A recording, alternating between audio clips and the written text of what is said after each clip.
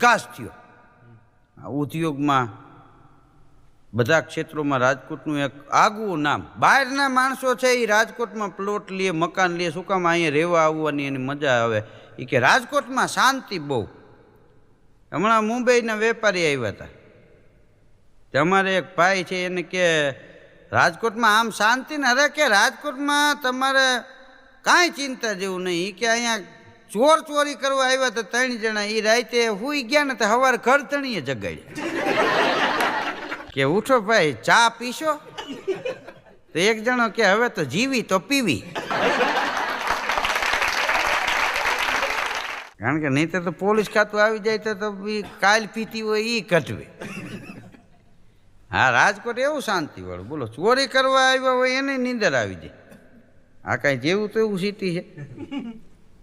આ રાજકોટ ઉપર તો ભગવાનની કૃપા છે.